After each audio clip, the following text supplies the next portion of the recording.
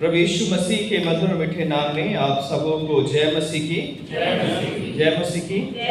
परमेश्वर का एक बार फिर से हम धन्यवाद करते हैं आज की इस अच्छी सुबह के लिए, जिसमें हम परमेश्वर के भवन में हैं और परमेश्वर के भवन में होना हमारे लिए एक बहुत ही आशीष की बात है। परमेश्वर का अनुग्रह हम पर हुआ है, इसलिए हम उसकी उपस्थिति में हैं, उसके भवन में हैं। आज के जो वचन के हिस्से हमारे सामने पढ़े गए, दूसरा राजा और उसका 5वां अध्याय 1 से 14 और प्रेरितों के काम 5:12 से 16, मरकुस 1:40 से 45 तक हमने पढ़ा। और आज का जो थीम है लेक्चररी के अनुसार, और स्पेशली आज जो है लेप्रेसी संडे है, जो कि पूरे CNI में आज का दिन जो है चर्च ऑफ नॉर्थ इंडिया में लेप्रेसी संडे के रूप में मनाया जाता है।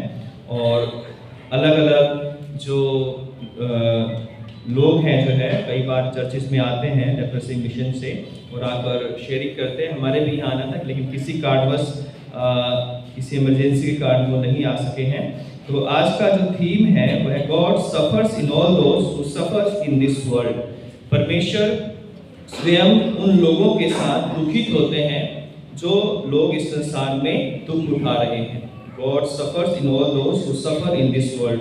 परमेश्वर उन लोगों के साथ दुखी होते हैं जो लोग इस संसार में दुख उठा रहे हैं। तो आइए इस वचन पर मनन करने से पहले अपने सरों को झुकाएंगे, अपने आप को तैयार करेंगे, परमेश्वर से प्रार्थना करें कि परमेश्वर हमें इस वचन पर अपना अनुग्रह दे, इसे सुनने समझने और इस पर चलने की हमें सामर्थ्य दे। प्यारे खुदावंद यीशु मसीह एक बार फिर से बड़ी दीनता नम्रता के साथ आपके चरणों में आते हैं और आपका अनुग्रह, आपका पवित्र आत्मा इस वक्त हम सब चाहते हैं प्रभु, जब हम इस वचन को बोलते हैं, इस वचन को सुनते हैं, पिता परमेश्वर हमारे आत्मिक आंखें खोल दीजिए, ताकि जब हम इसे बोलें, इस पर मनन करें और इसको सुने, तो प्रभु हम इसे समझ सकें और इस पर चल सकें, क्योंकि आपके बिना हम इस वचनों को पिता परमेश्वर ना ग्रहण कर सकते हैं, ना हम इन पर चल सकते हैं। हे पवित्र आत्मा, आइए और हम सब की सहायता कीजिए और हमसे बातचीत कीजिए। यीशु ख्रिस्त के सामर्थी नाम से मांगते हैं, आमीन। जैसा कि आज का हमारा थीम है कि परमेश्वर उन लोगों के साथ दुखित होते हैं जो लोग इस संसार में दुख उठा रहे हैं। तो ये सुनने में थोड़ा अजीब लगता है कि परमेश्वर हमारे साथ कैसे दुख उठाते हैं, है ना। परमेश्वर जो परमेश्वर है वो हमारे साथ कैसे हमारे दुखों में दुखित होते हैं, या हमारी बीमारियों में, हमारे परेशानियों में जो है उनको भी दुख होता है। तो वैसे तो बाइबल में अनेक उदाहरण हैं, लेकिन आज क्योंकि हमारा जो थीम है या जो हमारा संडे है लेप्रेसी संडे के रूप में हम बनाते हैं, तो आज हम कुछ बातें जो है सीखेंगे किस तरह से परमेश्वर जो है हमारे हर एक दुख में, ना केवल हमारी बीमारियों में, ना केवल हमारे परेशानियों में, बल्कि हमारे जीवन की हर एक जरूरतों में, हर एक चाहे वो खुशी हो, चाहे वो गम हो, चाहे वो किसी भी तरह की सिचुएशंस क्यों ना हो, परमेश्वर हमेशा हमारे जीवन में हमारे साथ जो है होते हैं।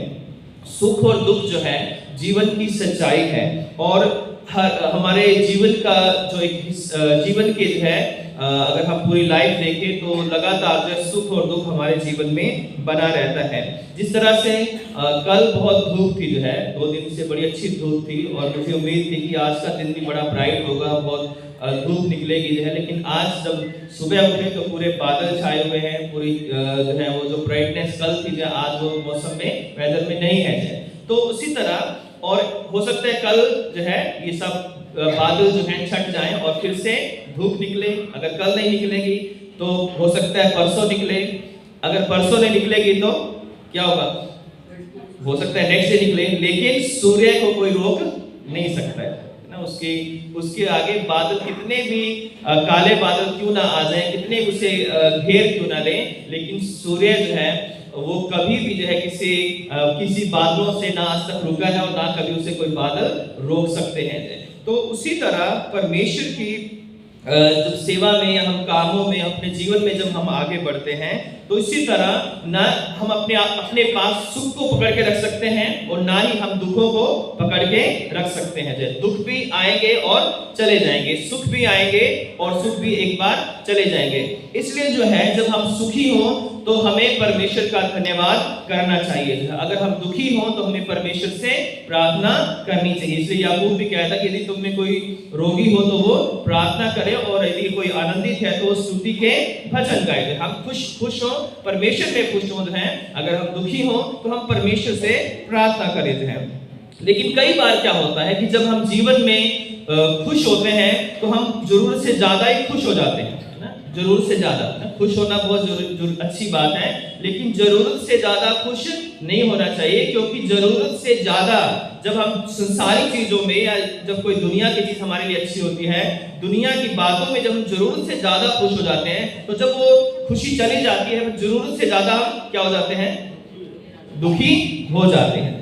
तो इसलिए जो है हमें प्रभु में आनंदित रहना चाहिए, प्रभु की शांति में, प्रभु के अनुग्रह में बहुत खुश होना चाहिए। संसारिक चीजों में हमें ज्यादा खुश नहीं होना चाहिए, क्योंकि संसारिक चीजें जो है वो धूप और छांव की तरह है, जो आज हमारे पास है और आज कल हमारे पास नहीं होगी। जिस तरह से मैंने एक बार पहले भी कहा था कि जब हमारी सैलरी आती है 1 से 10 के बीच में, तो हमारा चेहरा खिल जाता है, बड़ी खुशी होती है, बड़े आनंदित होते हैं। लेकिन 20 तारीख के बाद वही चेहरा जो है वो थोड़ा मुरझाने लग जाता है, क्योंकि 10 दिनों के बीच में सारी EMI क्या है, जिसके जितने भी बिल्स हैं, जितने भी राशन का देना है, दूध वाले का देना है, सब कुछ जो है वो जब हम दे जाते हैं तो अगले दिन जो है थोड़ा हमें निराशा में बिताने पड़ते हैं। तो एक बार हम बहुत खुश होते हैं, पहले 10 दिन, बीच के 10 दिन जो है थोड़ा मैनेजेबल होते हैं, ठीक ठाक होते हैं, लेकिन लास्ट के दिन जो है फिर हम इंतजार करते हैं कब 1 तारीख आएगी, है ना। तो इसलिए जो है हमें जो है परमेश्वर सुख और दुख में जो है हमें लेकर चलता है। सुख और दुख का भी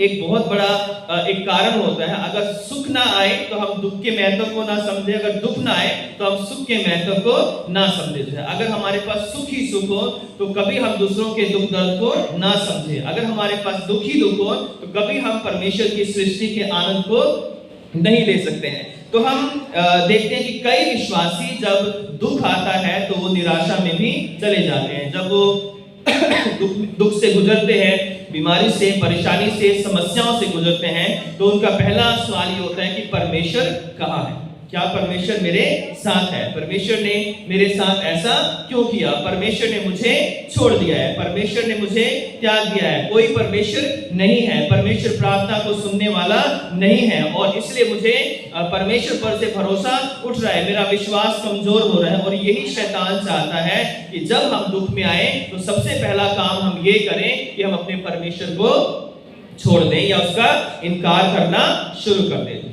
तो परमेश्वर जो है वो हमें प्यार करता है, उसने हमें चुना है, उसकी योजना हमारे लिए कुछ और होती है, और हम परमेश्वर पर ही सबसे पहले सवाल उठाने लगते हैं जब हम मुश्किल हालातों से गुजरते हैं। और जब तक हम जिंदा रहेंगे ये दुख और सुख की छाया हमेशा हमारे साथ बनी रहेगी। जो है हम चाहे कितनी ही प्रार्थना भी करेंगे, कितने ही हम रिलीजियस हों, कितने ही हम जो है चर्च में आए या कुछ भी करें जीवन में, लेकिन इस छाया को हम रोक नहीं सकते। दुख और सुख की छाया हमेशा बनी रहेगी, खुशी और गम की छाया हमेशा बनी रहेगी। इसलिए जो है हमें एक माइंड सेट करना है कि ना सुख में हमें परमेश्वर को त्यागना है और ना दुख में हमें अपने परमेश्वर को त्यागना है। सुख और दुख में हमें अपने परमेश्वर की नजदीकी में बने रहना है। जब हम पुराने नियम में देखते हैं या नए नियम में देखते हैं, जो कोढ़ थी वो एक ला इलाज बीमारी थी जो है, और जिसको कोढ़ हो जाता था उसमें से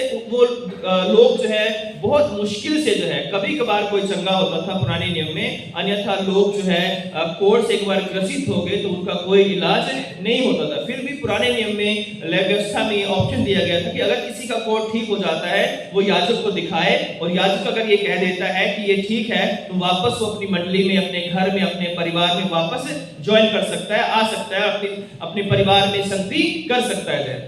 लेकिन पुराने नियम में मरियम को जब कोढ़ हुआ था वो ठीक हुई थी, और दूसरा जो है पुराने नियम का एक जिक्र है वो नामान कोढ़ी का कि वो ठीक हुआ था। 2 लोगों को छोड़कर पुराने नियम में आई थिंक ज्यादा कोई जिक्र नहीं है कि जहां पर लोग जो है कोढ़ जैसी बीमारी से ठीक हुए हो।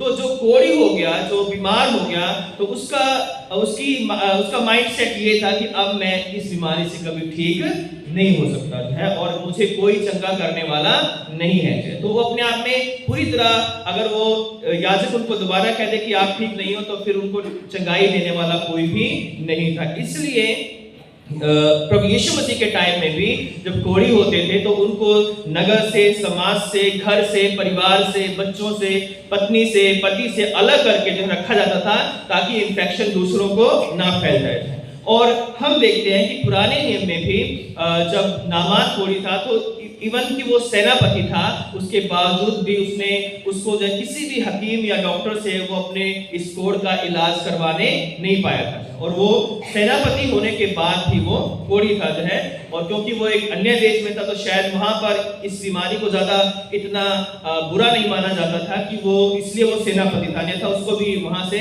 निकाल कर जो है वो अलग कर देते थे। तो यहाँ पर हम देखते हैं कि हमारे हर एक दुख में, हर एक सुख में परमेश्वर हमारे साथ है, और उसने कहा है कि ना तो मैं तुझे कभी धोखा दूंगा और ना मैं तुझे कभी छोड़ूंगा। परमेश्वर हमारे दुखों में हमें कभी नहीं छोड़ते। उसने कहा है कि ना तो मैं तुम्हें कभी धोखा दूंगा और ना मैं तुम्हें कभी छोड़ूंगा और ना मैं तुम्हें कभी त्यागूंगा। जैसे मैंने बताया कि लोग ये मान लेते थे कि अब हमारी बीमारी का कोई इलाज नहीं है, लेकिन परमेश्वर, क्योंकि परमेश्वर दया करने वाला परमेश्वर है, परमेश्वर अनुग्रह करने वाला परमेश्वर है, वो कोई ना कोई रास्ते बनाता है अपने लोगों को चंगाई देने के लिए, है ना। और जो नामान था उसको चंगाई देने के लिए परमेश्वर ने एक रास्ता बनाया, और वो रास्ता था एक छोटी लड़की जो वहां पर बंधुआई में गई थी। उसके घर में एक जो है नौकर के रूप में वो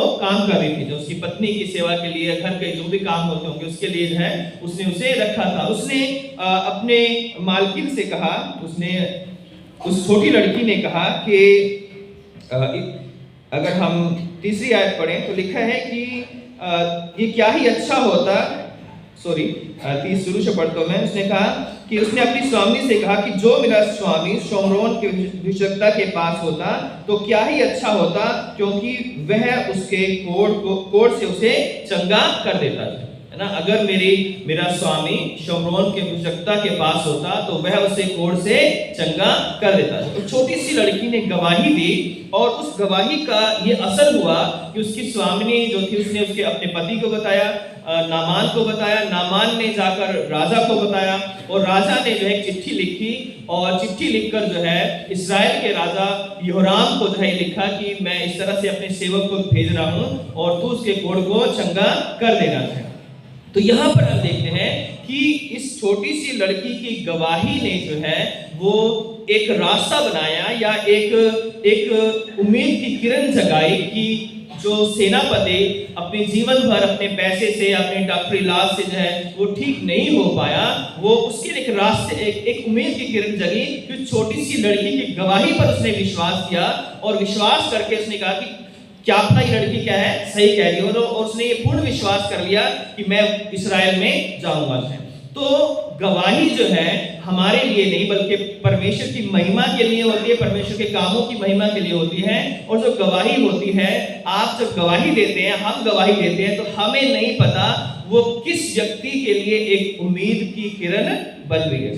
हमें नहीं पता कि हमारी गवाही से किस व्यक्ति को जो अंधकार में है उसे एक छोटी सी खिड़की मिल जाए जिसमें वो रोशनी आए, और उस रोशनी से वो अंधकार सारा दूर हो जाए। तो इसी तरह जो यहाँ हम देखते हैं कि जो नामान था उसकी जिंदगी में बेशक सब कुछ था, लेकिन उसके पर्सनल लाइफ में एक अंधकार था जहां पर उसके लिए कोई चंगाई का रास्ता नहीं था। लेकिन उस छोटी सी लड़की की गवाही ने जो है उसके जीवन को बदल दिया। ये मैटर नहीं करता कि हम कौन हैं, हम छोटे हैं या बड़े हैं, हम पुराने मसीह हैं या नए मसीह हैं, लेकिन ये मैटर करता है कि जो प्रभु ने हमारे लिए किया है, क्या हम दूसरों को बताने के लिए तैयार हैं या नहीं हैं। बहुत बार हम शर्म करते हैं, बहुत बार हम घबराते हैं। क्यों घबरा रहे हैं? क्या हम परमेश्वर के किए हुए कामों को बता नहीं सकते हैं? अगर हम परमेश्वर के किए हुए कामों को नहीं बता सकते हैं तो हम किसको क्या बताएंगे? फिर जो लोगों को यीशु मसीह के बारे में हम क्या बता सकते हैं कि वो कौन है? सबसे पहले हमें हमारे जीवन में जो परमेश्वर ने काम किए हैं उनको हमें लोगों के साथ बांटना है। हमें नहीं पता हमारी गवाही का कौन सा शब्द, कौन सी लाइन किसके जीवन को बदल देते हैं। और उस लड़की ने क्या कहा कि काश अगर मेरा स्वामी शमरोन के भुजक्ता के पास होता तो वो उसका कोढ़ से उसे चंगा कर देता था, है ना। और वो शमरोन का भुजक्ता कौन था? वो कौन था? एलिया था। कुछ डर के बता रहे कहीं गलत ना निकल जाए। भाई साहब की बाइबल जो है इन्होंने सही से पढ़ी नहीं है, तो कुछ लोग बड़े कॉन्फिडेंटली कह रहे हैं अलीशा, है ना। तो शमरोन का जो भुजक्ता था वो कौन था? अलीशा का है। और अलीशा के बारे में वो लड़की, उसने भी सुना होगा जब वो अपने देश में होगी, क्योंकि बंधुआई में थी, लेकिन उसके बावजूद भी उसने उसके मन में ये डर नहीं था कि मैं क्या बोल रही हूँ, अपने स्वामी को क्या बोलूंगी, मुझे डांटेगी, मुझे फटकारेगी या क्या कहेगी। उसने कहा कि नहीं, मुझे जो पता है मैं उसे बताऊंगी कि मेरे अगर शमरोन के भुजक्ता के पास मेरा स्वामी चला जाएगा तो उसका कोढ़ ठीक हो जाएगा। जब वो जाता है, राजा उसको लेटर देता है, तो जो राजा यहोराम था वो उस लेटर को पढ़कर जो है रोने लगता है, चिल्लाने लगता है, कपड़े फाड़ लेता है और कहता है कि क्या मैं परमेश्वर हूँ, ना, क्या मैं परमेश्वर हूँ? इसने तो जो है मुझसे लड़ने की एक युक्ति निकाली है। क्या मैं परमेश्वर हूँ तो इसे चंगा कर सकता हूँ या किसी को जिला सकता हूँ? अर्थात मैं ऐसा नहीं कर सकता हूँ। तो एक अन्य जाति राजा का एक कर्मचारी, और वो राजा भी, उसने भी विश्वास किया कि जो है वहां जाकर ही चंगा हो सकता है। उसने लेटर दिया बड़े विश्वास के साथ। एक अन्य जाति राजा, उसका सेनापति, उसकी पत्नी, वो लोग तो विश्वास कर रहे हैं कि इस्राएल में जाकर उन्हें चंगाई मिल सकती है। लेकिन इस्राएल के लोग या इस्राएल का राजा, इस्राएल के सारे राजा के कर्मचारी, वो इस बात से इनकार कर रहे हैं कि हम यहां पर उसे चंगाई नहीं दे सकते, है ना। अन्य जाति राजा विश्वास कर रहा है, यहूदी राजा इनकार कर रहा है कि क्या मैं परमेश्वर हूं। तो वहां पर हम देखते हैं कि विश्वास जो है, उन लोगों को विश्वास है कि हम परमेश्वर के पास आएंगे तो चंगाई मिलेगी। लेकिन जो इजरायली सदियों से जो है वो परमेश्वर को जानने वाले लोग हैं, वो ये कहते हैं कि हम उसे चंगाई नहीं दे सकते, इसलिए तो कोई लड़ने की योजना बनाई है। तो ये हमारे विश्वास को प्रकट करता है कि बेशक हम नए हैं या पुराने हैं, लेकिन हमारा विश्वास प्रकट करता है कि हम सच्चे मसीह हैं या नहीं है। तो यहां पर जो है उसके बाद जब हम देखते हैं कि नामान ने विश्वास किया, उसे नहीं पता था कि क्या होने वाला है, क्या होगा, कहां मैं जाऊंगा, कैसे मैं चंगा होऊंगा, लेकिन वो विश्वास करके चला गया। उसने वो लेटर दिया, राजा रोने लगा। अलीशा को ये पता चला कि ऐसे से करके राजा जो है वो अपने कपड़े फाड़ कर जो है चिल्ला रहा है, रो रहा है और डर रहा है कि मेरे ऊपर हमला ना कर दिया जाए। तो उसने कहा कि तू क्यों डरता है, उसको मेरे पास भेज तो परमेश्वर उसे चंगा करेगा।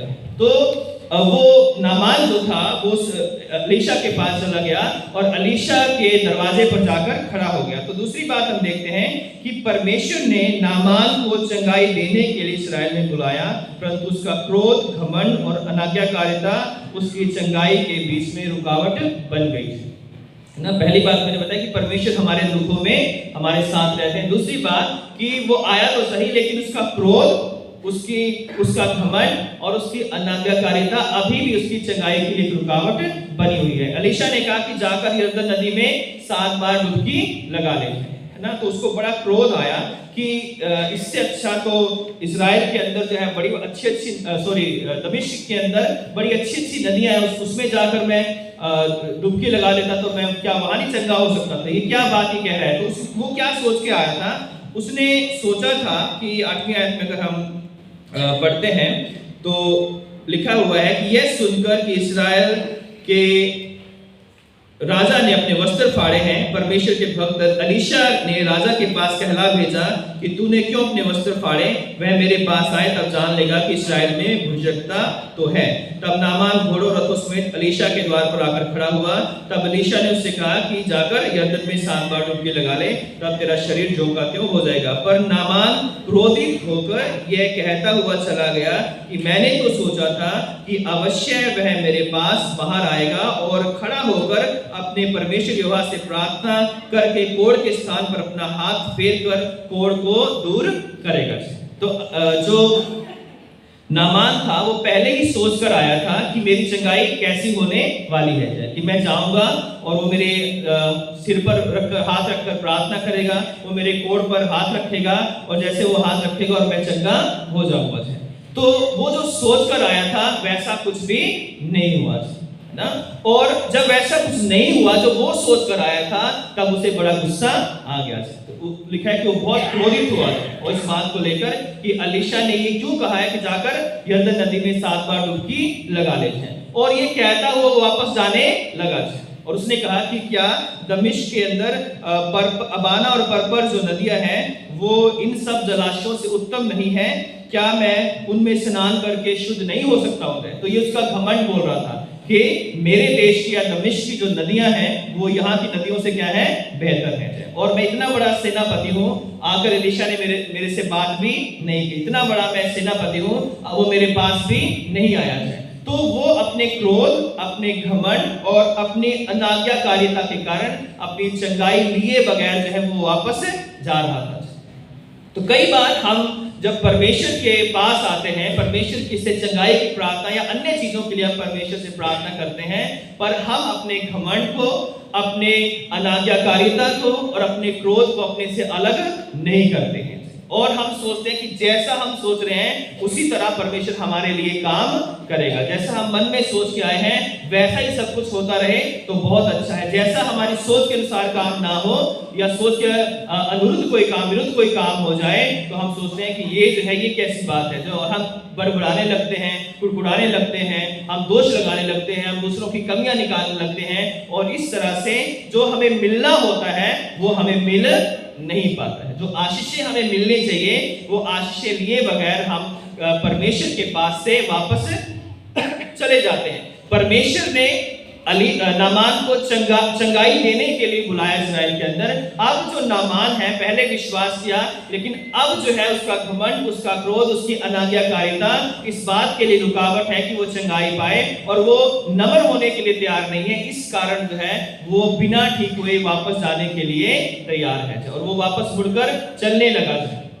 कई बार हम भी आते हैं परमेश्वर के भवन में, प्रार्थनाएं करते हैं और जब प्रार्थना कई बार नहीं सुनी जाती है तो हम बड़े गुस्सा होकर जो है परमेश्वर पर गुस्सा होकर या प्रार्थना करने वालों पर, कलीसिया पर गुस्सा होकर, इस कलीसिया में हम इतने सालों से आ रहे हैं, हमारा तो कोई काम हुआ नहीं, हमारा तो कोई भला हुआ नहीं, हमें कलीसिया ने क्या दिया है, चर्च हमें क्या देता है। कई चर्चों में ये बात मैंने सुनी है कि चर्च हमारे लिए क्या करता है, डायसिस हमारे लिए क्या करती है, बिशप हमारे लिए क्या करते हैं, पास्टर हमारे लिए क्या करते हैं, है ना। ऐसे करते करते अपनी जिंदगी को ऐसे ही गुजार देते हैं, ना उन्हें शांति मिलती है, ना उन्हें आनंद मिलता है, ना उन्हें जीवन मिलता है और इसी तरह कुड़कुड़ाहट में अपनी उनकी सारी लाइफ जो है ऐसे ही निकल जाती है, क्योंकि ना वो कभी दीन होते हैं, ना कभी अपने क्रोध को हटाते हैं, ना कभी अपने घमंड को हटाते हैं, ना कभी अपनी अनाज्ञाकारिता हटाकर परमेश्वर की आज्ञाकारिता को फॉलो करते हैं। लेकिन जब ये जा रहा था तो एक छोटे से दास ने फिर जो है इससे कहा कि यदि वो नबी जो है तुम्हें कोई बड़ा भारी काम बताता तो क्या तुम वो ना करते जो है। तो जब किसने ये कहा है कि तुम जाकर यरदन नदी में डुबकी लगा लो, तो कितना आसान काम है। तो वो उस आसान काम को उसके बाद में समझ में आई कि हाँ चलो देख लेता हूँ है। तो हो सकता है कि वो पूरी तरह तैयार नहीं था इस बात के लिए, लेकिन चलो जब आए गए हैं तो चलो कोशिश तो कर लेते हैं, चलो थोड़ी जो है ट्राई कर लेते हैं। तो वो गया और उसने कितनी बार डुबकी लगाई? 1 बार लगाई, है ना, कोई उसको चंगाई नहीं मिली। 2 बार लगाई तो चंगाई नहीं मिली। एक गाना हम क्या गाते हैं? नामान ने एलीशा की बात मानकर यरदन नदी में डुबकी लगाई। डुबकी लगाई रे बाबा, डुबकी लगाई, है ना। तो वो 1 बार लगाई, 2 बार लगाई, 3 बार लगाई, 4 बार लगाई, लेकिन वो चंगा नहीं हुआ जाए, ना ही कोई इसके अंदर कोई थोड़ा बदलाव आना शुरू हुआ जाए, उसका विश्वास में जो है कोई बढ़ोतरी नहीं हुई है। लेकिन जब 6 बार उसने लगा ली जो है, तो शायद उसके मन में आया जब 6 बार लगा ली है तो 7वीं बार हे परमेश्वर को उस पर दया करना चाहिए। उसने शायद विश्वास किया होगा कि जो प्रभु के दास ने कहा है तो वो सब सच है। और जब उसने 7वीं बार डुबकी लगाई तो वो चंगा हो गया और उसका जो बदन था, उसकी जो स्किन थी वो किसके समान हो गई? छोटे बच्चे के समान बिल्कुल सॉफ्ट हो गई है, बहुत ही अच्छी हो गई है। और 7 जो है जो परफेक्शन का एक नंबर है जो बाइबल के अंदर एक आंकड़ा, एक शब्द है जो क्योंकि 7वें दिन 6 दिन परमेश्वर ने काम किया और 7वें दिन आराम किया है। तो 7वां जो दिन होता है या 7 बार जो चीजें होती हैं वो परमेश्वर के अनुग्रह से होती है। तो परमेश्वर अपने उस योजना को पूरा कर रहा है। नामान जो है जब तक दीन नहीं हुआ तब तक जो उसे चंगाई नहीं मिली, और जब उसने अपने आप को दीन किया, जब उसने आज्ञा को माना तो परमेश्वर ने उसे चंगा कर दिया है। और वो अपने उस कोड़ से जो लाइलाज था, जहां उसे कोई उसकी समस्या का हल नहीं था, उस दुख का कोई निवारण नहीं था, कहीं पर चंगाई की उम्मीद नहीं थी, परमेश्वर ने उस पर दया की, जबकि वो एक अन्य देश से आया था और परमेश्वर ने उसे चंगाई दी। और अब जो है उसका शरीर एक बच्चे के समान हो गया और वो परमेश्वर की महिमा स्तुति करते हुए अब वो वापस जाता है ना। और उसने कहा कि अब से मैं परमेश्वर यहोवा ही की आराधना किया करूंगा। उसकी चंगाई ने ना केवल उसके शरीर को चंगा किया जो है, उसके कोड़ से उसे चंगाई मिली, बल्कि अब से उसने कहा कि मैं अब परमेश्वर को जो है, परमेश्वर यहोवा को जो है अब से जो है उसको ही सारा आदर और महिमा दूंगा, वही मेरा अब से परमेश्वर है। तो जब कई बार हमें चंगाई मिलती है तो चंगाई हमारे रास्तों को बदल देती है। पहले हम अलग रास्तों पर चलते हैं, लेकिन चंगाई के बाद जब हम ये फील करते हैं कि प्रभु ने हमें चंगाई दी है, तब से जो है हमारे रास्ते परमेश्वर के पीछे हो लेते हैं या होने चाहिए है, क्योंकि परमेश्वर ने हमें चंगाई। तीसरी बात जो है कि परमेश्वर बिना किसी पक्षपात के सब लोगों पर दया करते हैं, सबको चंगाई देते हैं, सबके दुखों में रहते हैं। परमेश्वर ये नहीं देखते कि ये पहली बार चर्च आया है या दूसरी बार चर्च आया है या सालों से चर्च आया है। परमेश्वर के लिए जो उसके भवन में आ गया या जो उसके वचन को पढ़ता है, जो अपने घर में उससे प्रार्थना करता है, परमेश्वर उसके लिए अपनी दया का हाथ बढ़ाता है। परमेश्वर शक्ल नहीं देखते जो है, परमेश्वर घर नहीं देखते, परमेश्वर हमारे चेहरे नहीं देखते, परमेश्वर हमारे जो है बाहरी व्यक्तित्व को नहीं देखते, परमेश्वर हमारे मन को देखते हैं। और जिसका मन शुद्ध होगा वो परमेश्वर को देखने पाएगा। धन्य है वे जिनके मन शुद्ध हैं, क्योंकि वो परमेश्वर को देखेंगे। तो जब नए नियम में हम देखते हैं कि जब वो कोढ़ी प्रभु यीशु मसीह के पास आया तो उसने आकर प्रभु यीशु मसीह से विनती की कि हे प्रभु, यदि तू चाहता है तो मुझे शुद्ध कर दे। प्रभु ने कहा कि हाँ, मैं चाहता हूं कि तू शुद्ध हो जाए। और जब प्रभु यीशु मसीह ने उसे ये बात कही, उसे छुआ और वो लिखा है कि तुरंत चंगा हो गया। तो पुराने नियम में हम देखते हैं कि अन्य जाति को भी चंगा किया। परमेश्वर ने एक योजना बनाई, वो छोटी लड़की की गवाही के द्वारा सेनापति नामान जो है वो बचाया गया, उसका कोढ़ जो है ठीक हो गया। नए नियम के समय में भी कोढ़ियों का हाल बहुत बुरा था और कोई उनसे कोई लेन देन, कोई उनके साथ मेल जोल नहीं रखता था, उनको अलग रखते थे। लेकिन जब यीशु मसीह नगरों में, गांव में जाकर प्रचार करने लगे तो ये कोढ़ियों को भी हिम्मत हुई कि हम यीशु मसीह के पास जा सकते हैं और उसे छू सकते हैं, या वो हमें छू सकता है और हम उससे चंगे हो सकते हैं। उनके अंदर ये विश्वास जागा, क्योंकि उससे पहले उनके अंदर कभी ये विश्वास नहीं था। तो जब यीशु मसीह हमारे पास होते हैं, हमारे बीच में होते हैं, हमारे पास बाइबल है, हमारे पास परमेश्वर ने अलग अलग तरीके दिए हैं हम जिससे प्रभु के पास आ सकते हैं। तो जब हमें पता है कि हमारा परमेश्वर हमारे पास है तो हमें बिना किसी शर्म के अपनी सारी जरूरतों को उसके पास रखना चाहिए जाए। और हम देखते हैं कि नामान को भी चंगाई मिली और इस कोढ़ी को भी प्रभु यीशु मसीह ने चंगा किया जाए। तो ये कोढ़ी जो है, जो यहूदी था जाए नए नियम में जो है, तो ये कैसे आया है? जब वो यीशु मसीह के पास आया तो सबसे पहली बात तो ये है कि वो यीशु मसीह के पास आया, क्योंकि किसी भी रब्बी या किसी अन्य फरीसी के पास कोई कोढ़ी नहीं जा सकता था, लेकिन वो यीशु मसीह के पास आया। फिर जो है उसने आकर विनती की है ना, उसने आकर विनती की। उसके बाद जो है वो यीशु मसीह के आगे घुटने टेक कर जो है उसके आगे जो है उसकी आराधना की और उसको नमन किया जाए। फिर उसने कहा कि यदि तू चाहे तो मुझे शुद्ध कर सकते हैं। तो उसने स्टेप बाय स्टेप हम देखते हैं कि पहले वो परमेश्वर यीशु के पास आया, फिर उसने उससे विनती की, प्रार्थना की कि हे परमेश्वर मुझ पर दया कर। उसने जो है उसके आगे घुटने टेक दिए थे, घुटने टेक कर जो है उससे कहा कि यदि तू चाहे तो मुझे शुद्ध कर सकता है। और प्रभु यीशु मसीह ने क्या जवाब दिया? क्या जवाब दिया? मैं चाहता हूं कि तू शुद्ध हो जा। ये बात, ये आंसर ये कहता है कि प्रभु यीशु मसीह चाहते हैं कि हम सब क्या हो जाएं? शुद्ध हो जाएं। प्रभु नहीं चाहता कि कोई बीमार रहे, प्रभु यीशु मसीह नहीं चाहते कि कोई चंगाई ना पाए जाए, और वो चाहते हैं कि मैं चाहता हूं कि तुम सब लोग क्या हो जाओ चंगे हो जाओ, शुद्ध हो जाओ जो है। तो यहाँ पर हम देखते हैं कि यीशु मसीह ने जैसे ही उसको छुआ, उसका कोढ़ भी पूरी तरह तुरंत जो है उसका कोढ़ ठीक हो गया। तो हमें जब हम प्रभु यीशु मसीह के पास आते हैं, हम विश्वास के साथ, दीनता के साथ, नम्रता के साथ जो है आए, क्योंकि उसका घुटने टेकना उसकी नम्रता को दर्शाता है, उसका विनती करना, विनती निवेदन करना उसकी नम्रता को दर्शाता है। उसका ये कहना कि यदि तू चाहे, है ना, अक्सर हम कहते हैं कि प्रभु मैं ये चाहता हूं कि मेरे लिए ये हो जाए, मैं ये चाहता हूं कि मेरे लिए ये हो जाए, है ना, लेकिन ये कह रहा है कि मैं नहीं, बल्कि यदि तू चाहता है तो मुझे शुद्ध कर सकता है।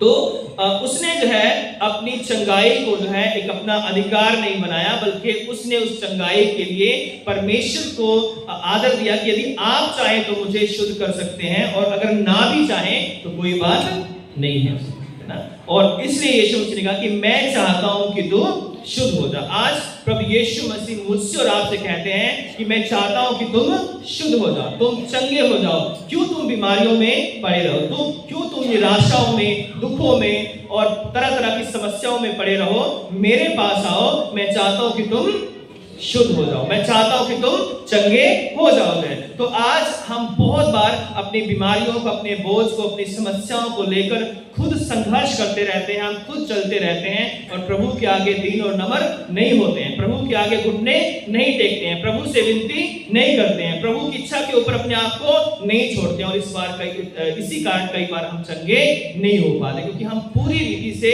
प्रभु के आगे अपने आप को दीन और नम्र नहीं करते। प्रभु तो चाहता है कि हम उसके पास आए और आकर जो है चंगाई को ले ले, और जो उसके पास आता है वो उस पर दया करता है, क्योंकि परमेश्वर बिना किसी पक्षपात के सब पर दया करता है। वो हर एक के दुखों में, दर्दों में, निराशाओं में, उसकी खुशी में, उसके गम में परमेश्वर हमेशा हमारे साथ रहने वाला परमेश्वर है, और परमेश्वर हमें कभी जो है अकेला नहीं छोड़ता है। ये मायने नहीं रखता कि हम कहां से आए हैं, हम कौन हैं, हम कैसे हैं, और हम नए हैं, हम पुराने हैं, हम जो है चर्च में पहली बार आए हैं, दूसरी बार आए हैं। ये मायने रखता है कि हम कैसे परमेश्वर के पास आए हैं, किस मन से हम परमेश्वर के पास आए हैं। जैसा हमारा मन होगा, परमेश्वर हमारे मन के अनुसार हमें आशीषें देगा।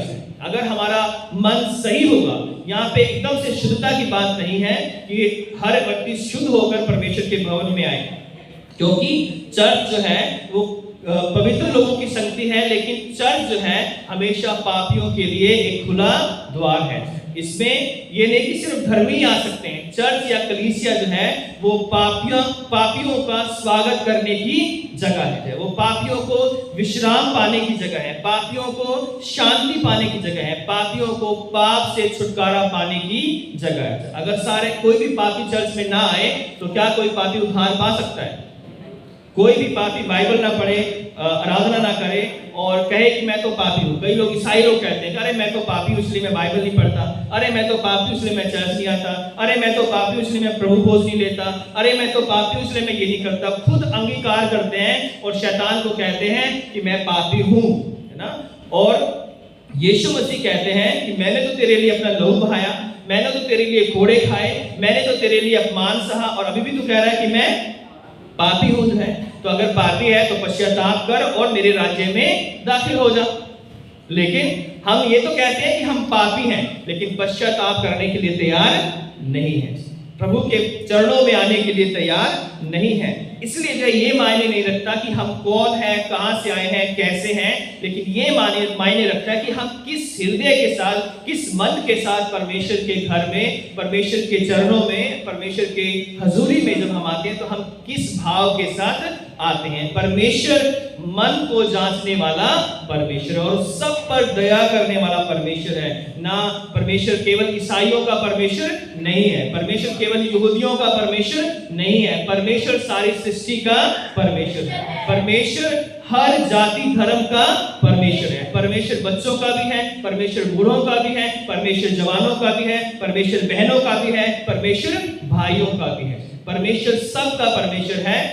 और यदि हम किसी दुख और परेशानी से गुजर रहे हैं, परमेश्वर कहता है कि मैं तुम्हारे साथ हूं। आखिरी बात जो है कि परमेश्वर जो है वो आज मुझे और आपको उसने ये काम दिया है कि मैं और आप उसके काम जो उसने किए थे आज हम कलीसिया के अंदर उन कामों को करें। प्रभु चाहता है कि सब लोग चंगे हो जाएंगे, लेकिन प्रभु ने आज उस चंगाई के लिए मुझे और आपको चुना है।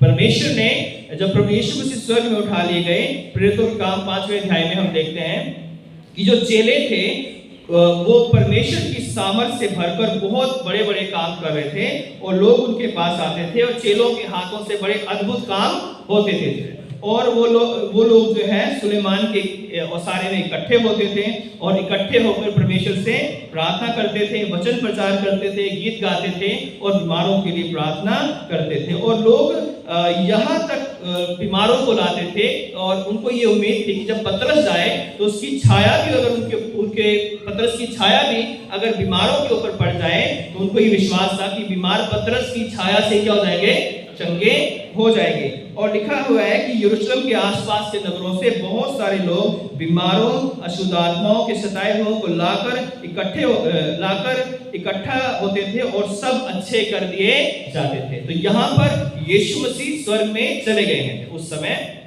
चेले जो है वो प्रभु के काम को कर रहे हैं। अब चेले भी जो है स्वर्ग में चले गए हैं और पिछले 2 सालों से कलीसिया जो है वो काम कर रही है। और जब तक यीशु मसीह नहीं आते हैं कलीसिया को काम करता है।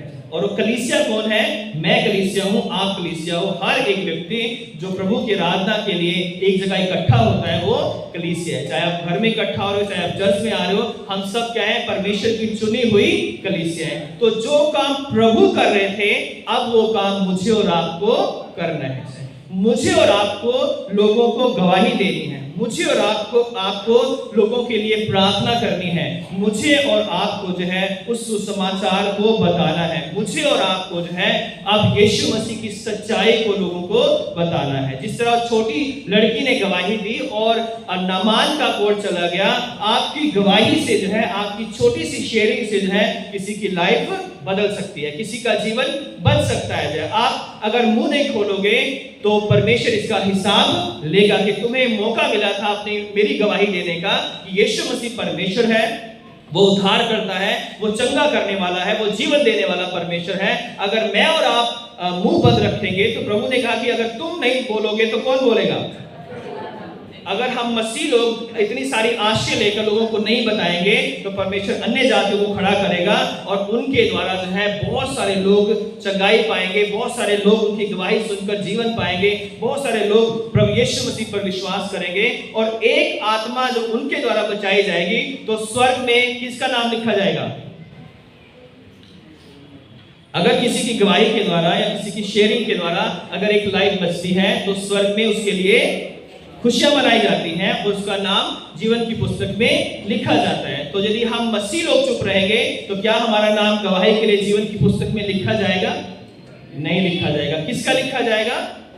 जो दूसरे लोग आकर यहाँ पर गवाही देते हैं कि प्रभु ने मेरे लिए इतने बड़े बड़े काम किए, मैं बीमार था, मेरे पास जॉब नहीं थी, मैंने परमेश्वर से प्रार्थना की, मैं उसके आगे गिड़गिड़ाया, उसने मुझे ऐसे से बचाया। जब हम लोगों को बताते हैं, यदि कोई बीमार को देखते हैं उससे कहते हैं कि आप यीशु मसीह पर विश्वास करो तो आप चंगे हो सकते हो, उसके अंदर आप एक विश्वास की उम्मीद जो है जगा रहे हो, तो हो सकता है कि आपकी इसी बात से कि यीशु मसीह आपको चंगा कर सकता है, उसका जीवन बदल सकता है। जब नामान का जीवन छोटी लड़की बचा सकती है, तो क्या हम उस बहुत सारे लोगों का जीवन बचा नहीं सकते? हम बचा सकते हैं, लेकिन हमें उसके लिए मुंह खोलना होगा, गवाही देनी होगी कि यीशु मसीह हमारा परमेश्वर है। वो हमारे लिए मारा गया है, हमारे लिए गाड़ा गया है, तीसरे दिन जी उठा है और आज भी वो जिंदा है। और जब हम जिंदा परमेश्वर की गवाही देते हैं, तो आप जब बीज बो देते हो तो उसको उगाने वाला परमेश्वर है। बीज को हम उगा नहीं सकते हैं, लेकिन उस बीज को बोने वाले आप हो और उगाने वाला, बढ़ाने वाला परमेश्वर है। तो परमेश्वर हम सब पर दया करे कि आज इस कलीसिया को या पूरे संसार की कलीसिया को परमेश्वर ने चुना है। इसलिए नहीं चुना है कि हम जो सिर्फ अपनी लाइफ को फंक्शंस में या सेलिब्रेशन में ही हम गुजार दें। इसलिए चुना है कि हम प्रभु यीशु मसीह की गवाही दें, प्रभु यीशु मसीह के हाथ हम बन जाएं, उन दुखी, लाचारों, बीमारों की सेवा हम करें, उन लोगों की सहायता करें जो किसी बीमारी से या कोर्स या अन्य चीजों से ग्रसित हैं। हम अपना हाथ बढ़ाएं, क्योंकि आज प्रभु के हाथ मैं और आप हैं, प्रभु की आंखें मैं और आप हैं, प्रभु के पांव मैं और आप हैं जो हैं। और प्रभु चाहता है कि तुम पृथ्वी पर जो है, हम पृथ्वी पर ऐसा नमक बने जहां भी हम जाएं वहां के उस घर में, उस परिवार में, उस कलीसिया में एक स्वाद आ जाए, एक आनंद आ जाए, एक टेस्ट आ जाए। अगर हम ऐसा करेंगे तो परमेश्वर आपको बहुत ही आशीषित करेगा। जब परमेश्वर हमें बढ़ाएगा, हमारी कलीसिया और उन्नति करेगी, बढ़ेगी और आत्मा में बढ़ेगी, तो प्रार्थना में बढ़ेगी। तो जितना हम प्रार्थना आत्मा में बढ़ेंगे, उतना परमेश्वर की आशीषें हम अपने जीवन में देखने पाएंगे। आप चर्च को कभी मिस नहीं करोगे। चर्च अगर आप नहीं आओगे